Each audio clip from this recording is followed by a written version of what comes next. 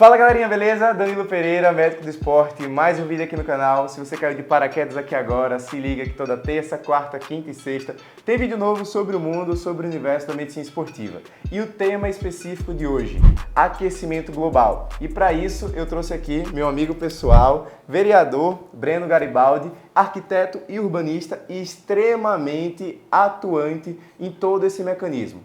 Breninho, muito obrigado pela sua presença, tá? Por ter aceitado o convite de prontidão. E começando do começo, o que é o aquecimento global? Então, a gente ouve falar muito sobre isso, né? Mas muita gente não sabe nem para onde vai, o que é que está acontecendo, né, com o nosso mundo. O que acontece? A gente tem a Terra e ao redor da Terra a gente tem uma camada de CO2, normal, né? O que é que está acontecendo? A gente está cada vez mais aumentando essa camada de CO2 e fazendo com que a Terra fique mais quente. O Sol bate nessa camada de CO2, entra, chega na Terra, né? E quanto mais a gente coloca coisas aqui na Terra, né, que aumentem essa camada de CO2, vira uma estufa a Terra, porque não consegue refletir, não consegue passar de volta para o espaço. Então fica tudo aqui na Terra. Então o que a gente tem que fazer? Tentar mitigar isso, tentar diminuir com que com essa produção de CO2 fique cada vez maior, mas infelizmente a gente está indo no caminho contrário, né? Cada vez mais a gente está produzindo mais e a Terra ficando mais quente e aí as mudanças climáticas acontecendo. Então a gente está vivendo uma sauna. Exatamente, é uma estufa, né? O Uma mundo está vivendo uma sauna. E eu falei aquecimento global, você falou mudança climática. Tem alguma diferença nesses termos? Tem diferença, mas está tudo relacionado, né? As mudanças climáticas têm a ver com aquecimento global. Por quê? Porque a gente está criando essa camada, então o mundo está ficando mais quente. No momento que o mundo fica mais quente, o aquecimento global acontece, né? Então está tudo muito ligado uma coisa com a outra. E assim, nesse processo de estufa, todo terreno vai ficar mais quente ou aquilo que fica mais frio pode ficar mais frio? Onde chove, sempre vai continuar chovendo? Porque assim, a gente vê esse evento, essa tragédia, catástrofe que aconteceu no Rio Grande do Sul, em que é uma área que naturalmente chove mais. Mas a gente vê, por exemplo, no Centro-Oeste que está cada vez mais chovendo menos. Sim. Então, isso seria também consequência dessa... Sim, é isso, né? As mudanças climáticas. A gente vê que o clima está mudando. Então, a gente vê que as secas estão ficando cada vez mais secas, né? No sertão, no Nordeste. A gente está vendo os lugares onde não chovia tanto, chovendo muito. A gente está vendo o que aconteceu no Rio Grande do Sul, que não era uma coisa que acontecia antes. Isso a gente está vendo acontecendo no mundo todo e a gente precisa tomar atitude, né? O que não dá para a gente continuar fingindo que nada está acontecendo. Eu tive a intenção, né, de fazer esse convite para o Breno, porque assim, eu acho que as coisas aconteceram. Aquilo que aconteceu hoje no Rio Grande do Sul, a gente não pode desfazer. Mas a gente não pode simplesmente deixar que isso se dilua na memória. Eles vão conseguir se reerguer e a gente torce para isso, a gente ajuda, inclusive, se você tem condição de alguma forma de fazer uma doação financeira, doação de alimentos, de roupas, né, de cuidados pessoais de higiene, por favor, faça, ajude, tenha empatia. Se você tem a oportunidade, faça isso. Só que, novamente, daqui a 6 meses, tudo voltou ao padrão normal e aí a vida ela vai ser construída da mesma maneira. A gente não pode deixar isso acontecer. E aí a gente daqui de Aracaju, você vê também nesses períodos maior de chuva que muita gente grava os vídeos, né? Vamos compartilhar o vídeo em rede social. Mas qual é o propósito? Qual é a ideia disso? A gente chama até Aracaju de Alagaju. Então, pelo meu pensamento aqui, aquilo que aconteceu no Rio Grande do Sul tem a possibilidade de acontecer em Aracaju de maneira semelhante? Com certeza. A gente voltar um pouquinho no tempo, Aracaju, né, foi construída em 1855, que era um local onde não existia nada, então já era uma área completamente alagada.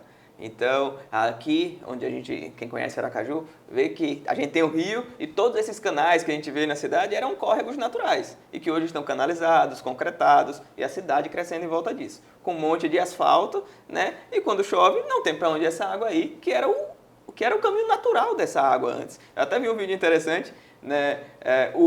Um vídeo interessante ontem, que era o rio pedindo desculpa pelo que estava acontecendo no Rio Grande do Sul, porque ele só estava querendo passar, ele só estava querendo assumir o local dele natural, né? Mas as cidades cresceram ao redor desses rios e cresceram de forma desordenada. E hoje sofrem as consequências porque o rio apenas quer passar.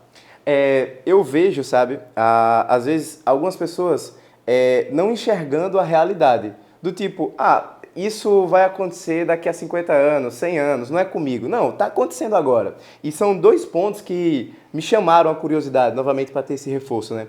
Um deles eu fui fazer mercadinho com minha esposa E uma garrafa de azeite está custando mais de R$ 50. Por coincidência, na verdade, eu escutei um podcast hoje falando que na Europa, onde você tem a colheita de azeitona, não está tendo tanta chuva e quando chove está chovendo mais do que o esperado. Então, todo esse desequilíbrio, você não está conseguindo ter a oferta de azeitona como era antes. Isso diminui a matéria-prima, fica um negócio mais caro. Então, impacta direta e indiretamente, né, no bolso, na parte financeira. E o segundo ponto é que já existem dados. Porque, por exemplo, para quem chegou aqui agora, médico do esporte falando em mudança climática, qual é a lógica disso? Mas existem números, gente. A cada grau médio de temperatura que a Terra fica mais quente, por questões diretas e indiretas, você aumenta adoecimento, internação, enfim, você reduz em 1,2 anos a expectativa de vida da população. E um segundo ponto é que essa cidade, né, barulhenta, essa cidade poluída, o excesso no barulho, você tem correlação com casos de pressão alta, de infarto, de AVC, consequentemente uma morte precoce. Então, e aí volta para aquele 1,2 anos, né? Sim. E o processo de poluição hoje já tem um custo. A poluição adoece a população. E esse adoecimento da população, isso aí são dados europeus, no ano de 2020 foi gasto, por gastos diretos e indiretos, 1 trilhão de euros por conta dessa poluição. Uhum. E quando você compara isso com o álcool e o cigarro, que também geram malefícios, o número é de 544 bilhões de euros. Ou seja, uma cidade poluída adoece mais a população do que um álcool e um cigarro. E pensando nesse contexto, né, que a gente consegue linkar a sua ação... Você sabia que tem um ser tecnológico aí novo, né, que resolve esses problemas todos, né? Peraí, esse impacto todo... A árvore, né, gente? Porque a árvore você consegue reduzir grande parte do gás carbônico da atmosfera, você consegue reduzir muito o barulho das cidades. Então tá esse ser tecnológico aí disponível há tanto tempo e muito pouco utilizado. Simples e eficiente, né? Meu Deus, se você pensa assim, quanto que custa plantar uma árvore, né? E aí, já linkando para esse terceiro ponto, para a gente pensar. A gente entendeu esse processo. Talvez quem está assistindo, a gente teve o poder de convencimento. Mas vamos lá, para a ação. O que é que eu, como cidadão, você, como uma figura pública, a gente consegue fazer de ação para prevenir? A gente está falando de uma camada de CO2. Como é que a gente reduz esse negócio? Como é que eu consigo fazer isso? Como é que você, não só como cidadão, como uma figura pública, consegue agir? Sim. A gente tem dois causadores maiores, né, que são a agropecuária.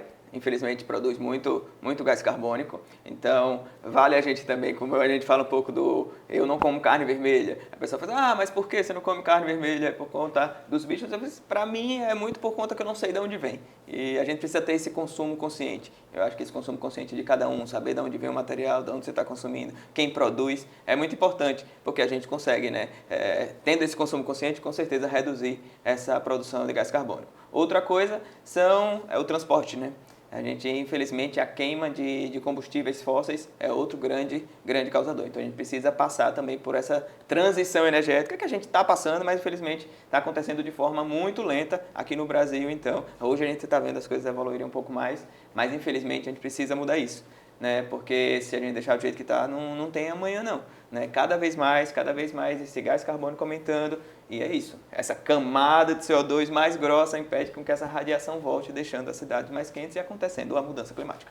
E é isso, para hoje, não é para a gente conversar isso daqui a 5, 10 anos, porque já vai ser tarde demais. Tem até um filme, né, que eu assisti, em tradução em português, Não Olhe para Cima, que foi um cientista, basicamente, que previu, né, visualizou que um meteoro ia colidir contra a Terra e avisou, né, aos órgãos responsáveis. E assim, vamos deixar isso para lá, deixa para depois. E o não olhe para cima justamente porque o meteoro estava chegando, a população da Terra se extinguiu e as pessoas simplesmente não olhavam para cima como assim. Se eu não olho, o problema não existe. O caso do Rio Grande do Sul, né, 2015, foi apontado um relatório contando todos esses problemas, o que poderia acontecer, né, com o Estado. E, infelizmente, foi engavetado pelos governantes. Então, existe culpa também política. Então, a gente precisa, né, a ideia, claro que agora não é buscar os culpados, né, tentar resolver o problema lá, mas existe sim, existem culpados, existem pessoas que negligenciaram todas essas informações, né, dos técnicos, dos cientistas, como sempre, né, tem os técnicos e cientistas que sempre alertam o que está acontecendo. Não tem 100% de certeza, porque senão não era ciência, né? Mas a gente precisa, sim, dar atenção aos técnicos, dar atenção às universidades que estão produzindo conteúdo, produzindo muita coisa bacana, todo dia, infelizmente, é ignorado pelas gestões. E pensando assim na nossa realidade aqui em Aracaju, o que é que existe, né, de publicação? Novamente, o meu receio, não só isso, né, mas pode acontecer. E quem é que estuda isso? E novamente, você, como é que você consegue agir? Como é que você consegue cobrar, né, aos seus colegas de trabalho?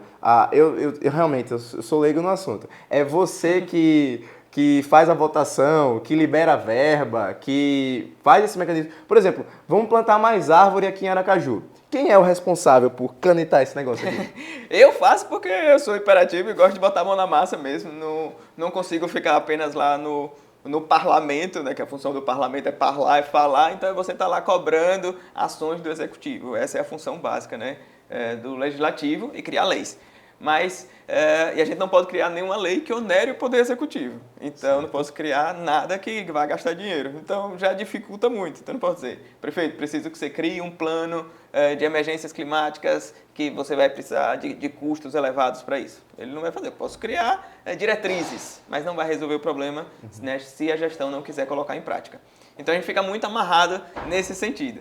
Mas aí a gente vai fazer nosso papel. Então, eu, como falei, sou hiperativo, então estou sempre plantando árvore atrás de parceiro. Gente, vamos lá fazer doação de muda. Já plantamos ali no centro, em grande parte do centro da cidade, já plantamos um monte de árvore. A gente vira e volta, o pessoal liga, eu quero uma muda de planta. Não, a gente vai, leva, planta, para tentar fazer a nossa parte como cidadão, né? Acho que nem como vereador, mas se todo mundo pensar um pouquinho mais na sua cidade. A gente fala de taxa de permeabilidade, aí é um pouquinho técnico, mas é isso, é a área do terreno que você deixa para permear a água quando chove. E se a gente cimenta a cidade toda, você cimenta seu terreno todo, para onde vai essa água? Não tem como essa água ser absorvida pelo solo, então acaba indo para a drenagem e acaba, né, enchendo e inundando as cidades. Então vem também um pouquinho de cada um do que você está fazendo no seu dia a dia, se você está cortando a árvore na frente da sua casa ou na frente do seu comércio para tapar, porque diz que tapa a visualização, ou porque suja, né, porque cai folha. Então a gente precisa repensar também, mudar um pouquinho nossos hábitos. Uma ideia assim, um pensamento de curioso mesmo. A gente reforçou essa parte das árvores, mas e assim, o terreno, a parte permeável. O que é que demais consegue ser feito, sabe? Porque uma coisa que eu estou percebendo é isso, né? Se a gente a gente precisa modificar a forma, né, como os bichos são criados, abatidos, né? Inclusive tem vídeo aqui no canal que eu já abordei esse tema. A gente precisa repensar essa forma e a parte do transporte, né? O público e o privado. Mas nessas medidas, por exemplo, se a gente não modificar isso aqui, nada mais pode ser feito? Por exemplo, tem a árvore que é plantada. Mais alguma outra medida consegue amenizar? De curioso mesmo, eu fiquei pensando aqui. Sim, sem dúvida. Hoje já existem algumas tecnologias, pelo menos falando nessa parte de drenagem urbana, né? Que a gente está numa cidade que já está asfaltada, já está cimentada, e a gente precisa agora arrumar artifícios para que, caso a maré suba, tenha lugar para essa água correr, né? Então, até estava falando essa semana da tecnologia, que são as praças inundáveis. Então, você vai numa região onde já é habitada, em vez de você construir uma praça que geralmente é mais alta do que o nível da rua, e quando chove essa água vai toda para a rua e essa praça não alaga, você abaixa ela. Então, ela funciona como um piscinão na época de chuva. Então, essa água, em vez de inundar a cidade, ela fica captada aqui, concentra e depois ela é drenada naturalmente. Então você faz uma quadra mais baixa, um anfiteatro, algum lugar que você consiga reter. A Praça da Imprensa, para quem conhece Aracaju, é um exemplo ali. Ali é um local onde sempre alaga e a praça está mais alta. Se aquela praça fosse reformulada, pensada numa quadra mais baixa, algo que você pudesse captar aquela água ali, com certeza você conseguiria reter, né, por um longo tempo, evitando alguns alagamentos naquela região. Isso dá para fazer em outros locais. A Dinamarca mesmo fez um parque, né, inundável e disse que esse parque já evitou grandes alagamentos na cidade. Então a gente tem um parque da cimenteira aqui, que em vez da gente estar pensando em preservação, a gente está cimentando um monte. Porque está vendo um monte de quadras sendo construída, tudo de cimento, tudo de concreto. Em vez da gente estar pensando em criar áreas permeáveis, a gente está fazendo ao contrário. Nossa, isso aqui é uma coisa. Poxa, é assim, porque novamente, né? A gente sabe o que fazer, mas a minha sensação é que a gente tá de mãos atadas. Mas uma coisa dessa é viável de ser feita. Sim. Não é uma coisa assim, meu Deus, eu preciso de muita mobilização. Não, se você tem de fato interesse de executar, isso é uma coisa factível de ser feita. Uma outra coisa, o piso intertravado para substituir o asfalto em alguns locais.